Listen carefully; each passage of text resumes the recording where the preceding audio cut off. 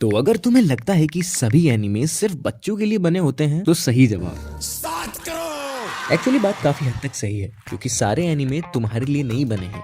इसलिए शायद तुम्हें कुछ एनिमेज बोरिंग लगते हैं, या अभी जो भी तुम देखते हो तुम्हें लगता है कि यार कुछ नया नहीं आ रहा है, सब कुछ पहले जैसा है। तो जी हाँ, तुम्हारी एज बताएगी कि तुम्हें कौन सा एनिमे देखना चाहिए। तो बेसिकली पंगा ये है कि जो एनिमे के राइटर्स होते हैं वो एज के बिहाफ पर जितने भी प्लॉट्स हैं या मेन कैरेक्टर है या स्टोरी है या उसका जो मोरल है या गोल है तुम्हारे मेन कैरेक्टर का, वो सभी तुम्हारी उम्र के बिहाफ पर डिवाइडेड है और वो उसी के अनुसार कहानियों को लिखते हैं और वैसा ही बनता है ताकि वो रिलेटेबल फील हो उस एज के लोगों के लिए। जो बेसिकली 5 कैटेगरीज में डिवाइडेड है, जिसमें नंबर 1 पर है कोडोमो। कोडोमो इक्वल्स टू चिल्ड्रंस, बच्चे।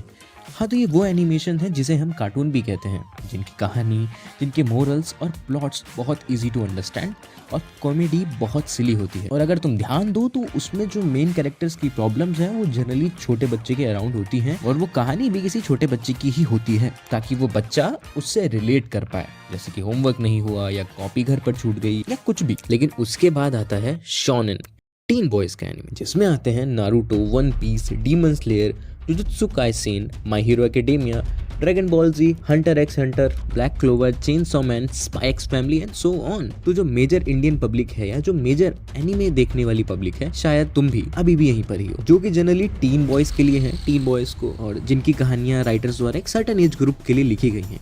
क्योंकि तुम अगर ध्यान से देखो तो क्यों ही एक 15-16 साल के बच्चे को दुनिया बचाने का पूरा ऐसा जिम्मेदारी दे दिया गया है। उसका पूरा मतलब आसपास जितने बड़े लोग हैं उनका काम है दुनिया को बचाएं, पर नहीं, 15 साल का लौंडा आएगा, वो करेगा हेल्प, दैट्स इट। वो इसलिए ताकि टीनेजर्स को हीरो लाइक फील आए, वो उस कैरेक्टर से खुद को रिलेट कर पाए और उसकी की गई स्ट्रगल, उसकी किए गए लाइफ लेसन्स हमें फील हो, मतलब मुझे नहीं बट टीनेजर्स को फील हो। तो राइटर द्वारा समझें कि शोनेन्स के एनिमे का सिंपल सा गोल क्या है, तो वो है how to convert boys into a man. बोले तो रियल मैन, एकदम सख्त वाला आयरन मैन, मर्द। बाकी जो फाइट्स, पावर सिस्टम्स, विलन या जो सब भी तुम देखते हो वो बस एक पैकेजिंग है, नहीं तो लौंडा समाज देखेगा नहीं ना। अब अगर इनके मोरल्स को अगर तुम समझोगे तो वो लिटरली बहुत कॉम्प्लेक्स और बहुत बहुत ज्यादा डीप हिटिंग होते हैं, लेकिन वो भी पूर्ण सत्य पर आधारित नहीं होते। लाइक जो सबसे ज्यादा तुम्हें देखने को मिलता है या मैंने जितना नोटिस किया सबसे ज्यादा देखा जाने वाला या बार बार रिपीट होने वाला जो तथ्य है वो है हार्डवर्क बीट्स टैलेंट, जिसकी वजह से ट्रेनिंग आर्क एग्जिस्ट करते हैं और जिसकी वजह से प्लॉट में मेन कैरेक्टर के पास जनरली पावर नहीं होती और वो ट्रेनिंग से उसको अर्न करता है। बोले तो no shortcut, suffer now and will later. बोले तो किस्मत से नहीं मिलेगा, घिसाओ और पालो और जीत लो दुनिया, नेवर गिव अप। जितने भी प्रोटैगनिस्ट जो हैं वो इसीलिए जीतते हैं क्योंकि वो कभी हार नहीं मानते।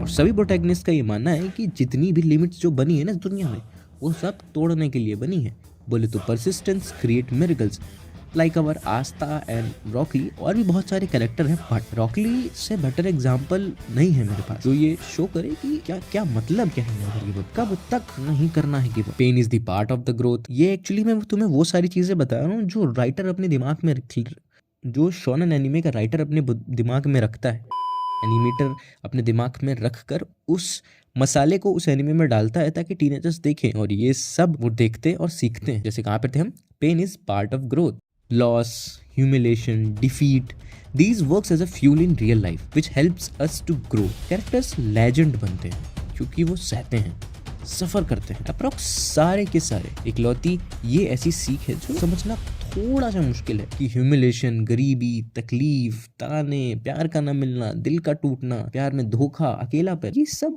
आदमी को अंदर से तोड़ देता है। और कभी कभी these things really hit man's ego. और जब एक ईगो में डूबा हुआ आदमी कुछ करता है ना तो वो उस कैटेगरी में एक्सट्रीम को टच करने की कोशिश करता है, जिसकी वजह से हमें कुछ ऐसे लोग देखने को मिलते हैं जिन सालों के पास रहने के लिए घर नहीं है लेकिन हुक आगे बनना है। अभी ढंग से कुछ शारिंगान कंट्रोल नहीं हो पा रही बंदे से, लेकिन अपने बड़े भाई को मार के बदला लेना है। उसी अदर हैंड में पहुंच जाते हैं कुछ ऐसे जिनका सीधा पंगा ये है कि ऑलमाइटी पुश, खत्म बात। Rival makes you better.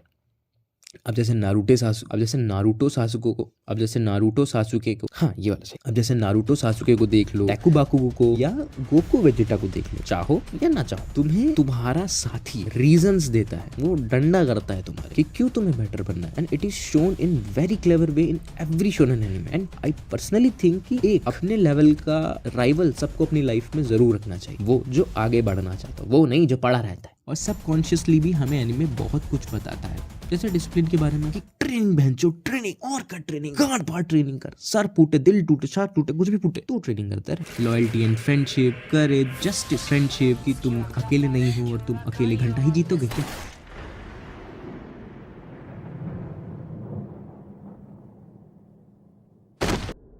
तुम्हें लाइफ में सभी लोगों की जरूरत पड़ेगी, क्योंकि तभी ना तुम ग्रो करोगे जब तुम्हें हर बाहर से आया हुआ आदमी कुछ तुम में ऐड करेगा। That's why friendship is important.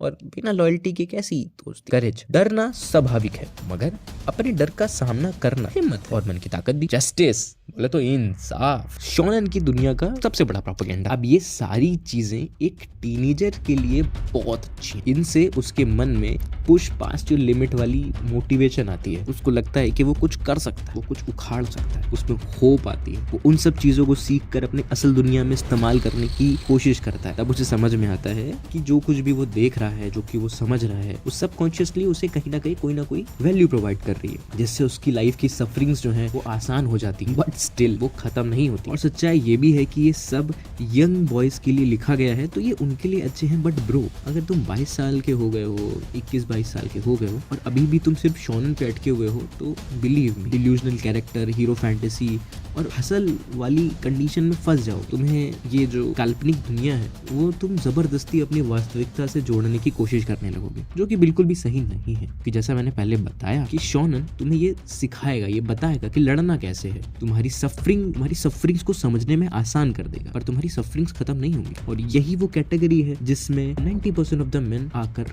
रुक जाते हैं, कभी आगे नहीं बढ़ते। यही कैटेगरी 25 साल, 30 साल, 27 साल, कितने भी बड़े हो जाए, वो वही देख रहे होते हैं। 90%, not talking about everyone, but ज्यादातर लोग। तो एट द एंड मैं तो यही बताना चाहूंगा कि shonen teach you how to fight, not how to live. और असल जिंदगी में जीने, सर्वाइव करने और रिस्पॉन्सिबिलिटी उठाने के लिए मर्द बनना पड़ता है। तो तुम लौंडे से मर्द कब बन रहे हो?